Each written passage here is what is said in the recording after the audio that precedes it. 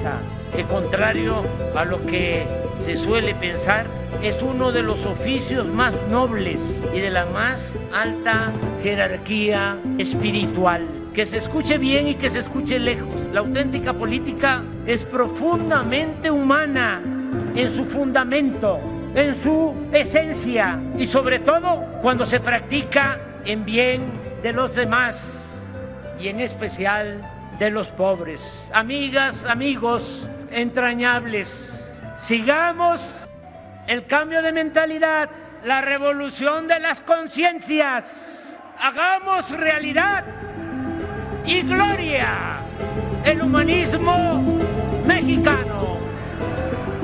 ¡Que viva México! ¡Viva México! ¡Viva México!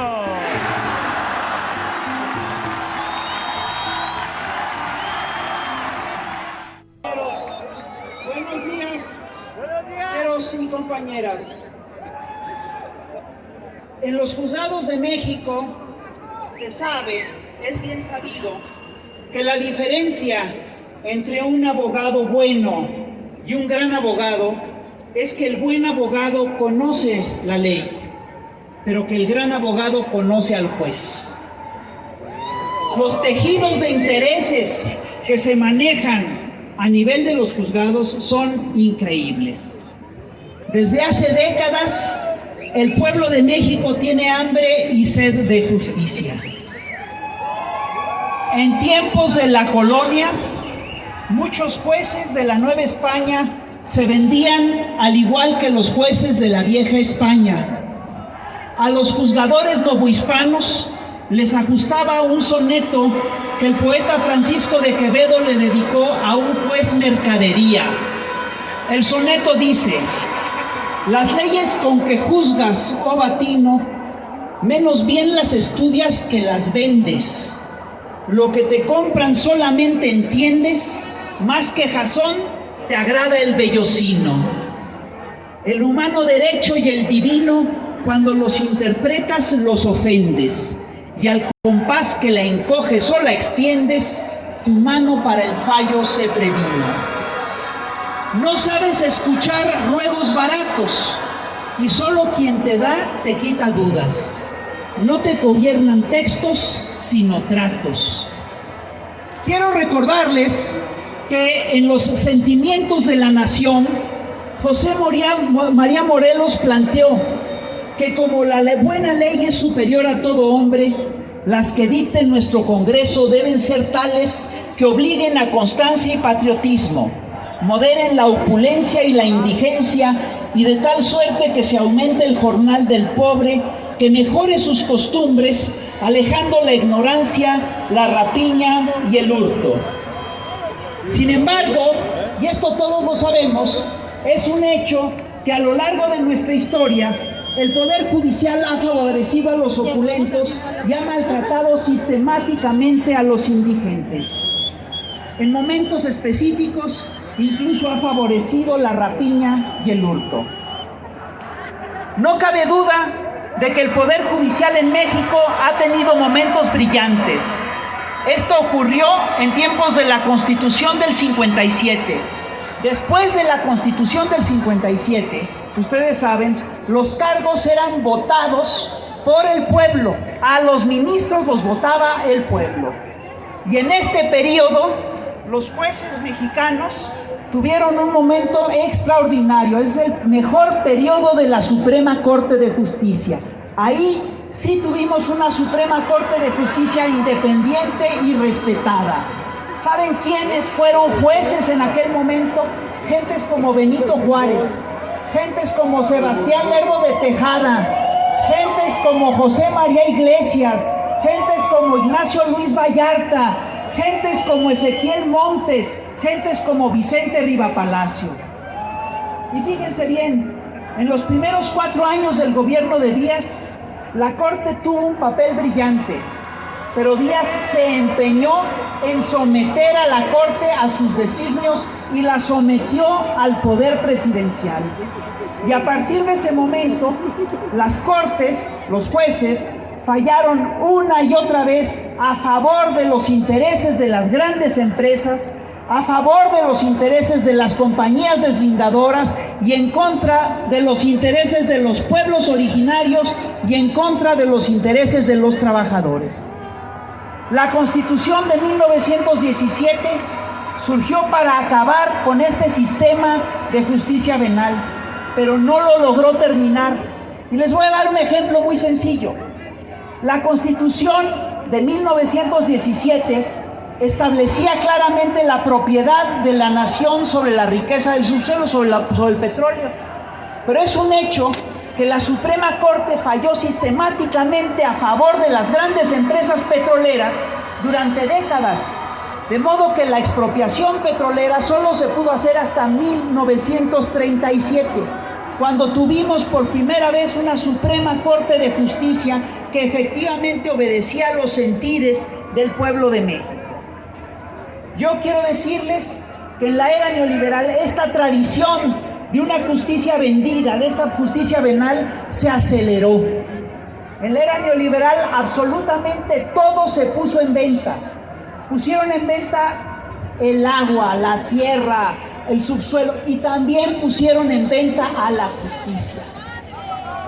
Sabemos, lo tenemos clarísimo, que en la era neoliberal todo se convirtió en un negocio. ¿Quiénes fueron los grandes clientes de la Suprema Corte en ese momento? Fueron las grandes empresas multinacionales. ¿Cuántas? Todavía hoy en día esta tradición perdura. Aquí estoy, Toño. El otro día, aquí, Toño. Lenia Batres, Aquí estoy, una Toño. declaración que me llamó muchísimo la atención. Aquí estoy, Toño. Dice, fíjense bien en esto, en México, ¿Dónde estás? la mayor parte de los fallos que surgen de la Suprema Corte no son por cuestiones de vivienda, por cuestiones de salud, por defender el agua, por cuestiones de defensa de derechos humanos, son por negocios. Estamos ante una Suprema Corte que obedece a intereses, más que a intereses económicos privados, más que a los intereses del pueblo mexicano. ¿Y saben qué, señores? Ya tiene que cambiar este proceso. Esto lo tenemos que cambiar.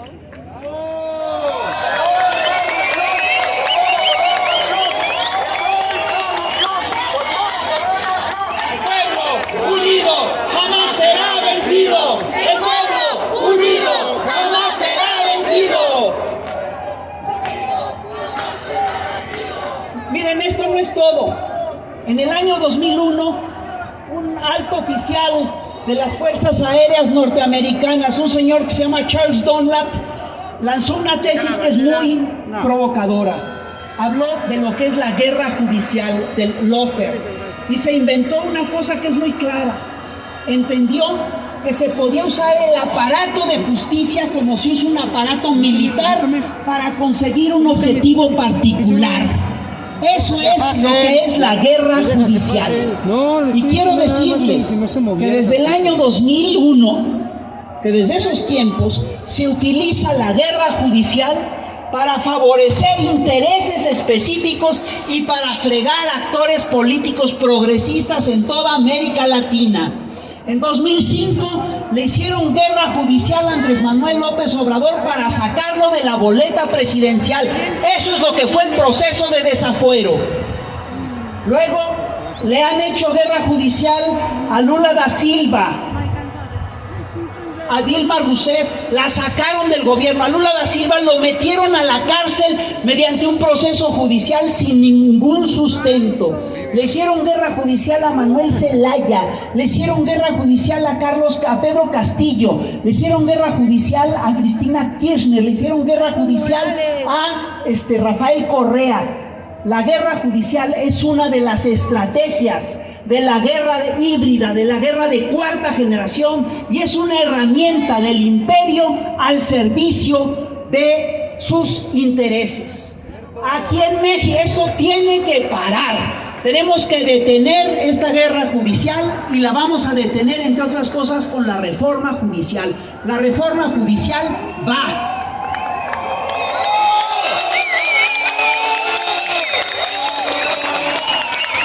Ya voy a terminar. Va a avanzar la reforma judicial. Va a avanzar la reforma judicial. Muy bien.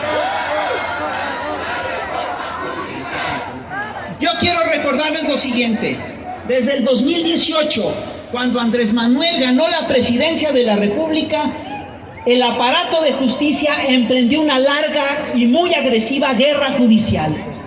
Es guerra judicial el alud de amparos que pusieron los señores mexicanos contra la corrupción, con el apoyo y con dinero de la National Endowment for Democracy de la USA, con dinero de los Estados Unidos, en contra de las obras emblemáticas de este sexenio. Los amparos contra el Tren Maya, los amparos contra el ferrocarril interoceánico, los amparos en contra del Aeropuerto Internacional Felipe Ángeles y en contra de la refinería de Dos Bocas son guerra judicial. También son guerra judicial los amparos interpuestos a favor de los evasores de impuestos. La liberación de narcos también es guerra judicial, porque complica, entre otras cosas, la defensa o la lucha en contra de la inseguridad. Estos señores han hecho guerra judicial por donde han podido. ¿Y saben cuántas leyes le tumbó esta Suprema Corte al Congreso reciente? Le tumbó 74 leyes, violando el principio de la separación de poderes. El principio de la separación de poderes es para que un poder legisle y el otro aplique la legislación. Y aquí lo que ha hecho la Suprema Corte es que ha derogado 74 leyes, entre ellas la ley de la industria eléctrica, que buscaba defender la soberanía eléctrica de la nación.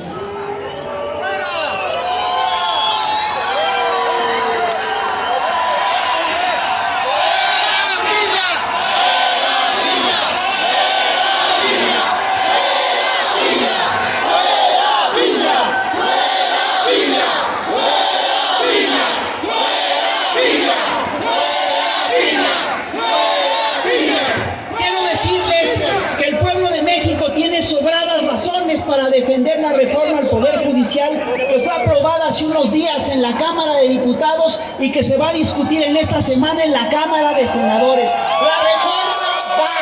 La reforma está avanzando. El pueblo de México va a avanzar.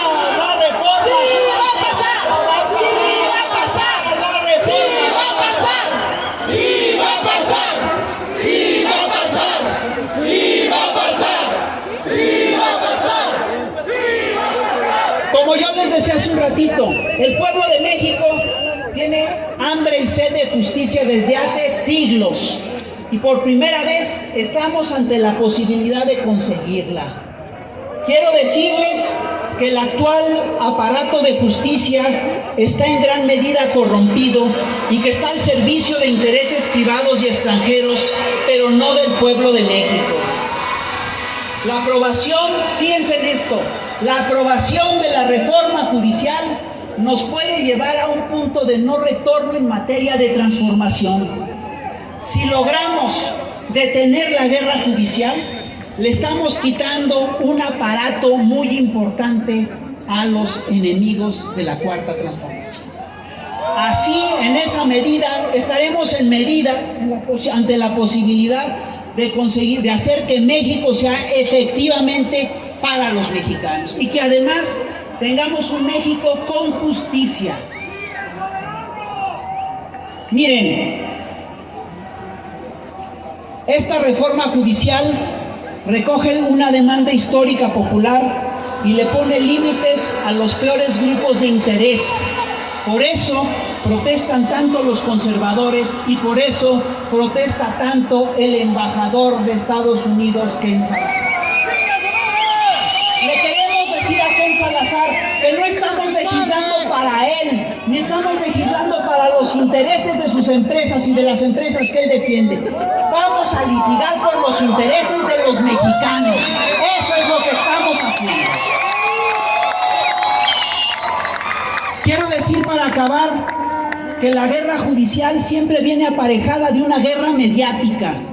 Y en estos días hemos visto cómo una y otra vez en los grandes medios le han dado mucho espacio a las manifestaciones muy pequeñas de grupos de élite de las escuelas de derecho privadas y públicas. Algunos de estos dirigentes, ustedes lo saben, el principal dirigente es hijo de uno de los socios del despacho de Claudia X González. Esa es la desvergüenza de estos señores.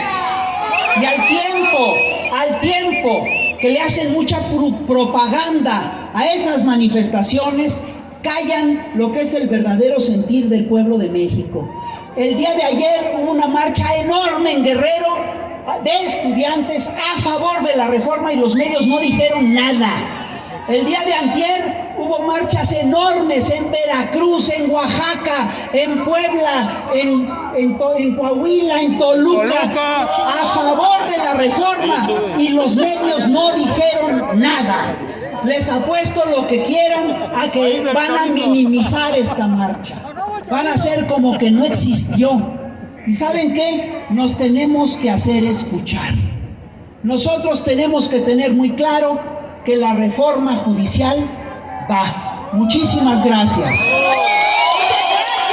Política, que contrario a lo que se suele pensar, es uno de los oficios más nobles y de la más alta jerarquía espiritual. Que se escuche bien y que se escuche lejos. La auténtica política es profundamente humana en su fundamento, en su esencia y sobre todo cuando se practica en bien de los demás y en especial de los pobres. Amigas, amigos entrañables, sigamos el cambio de mentalidad, la revolución de las conciencias. Hagamos realidad y gloria el humanismo mexicano.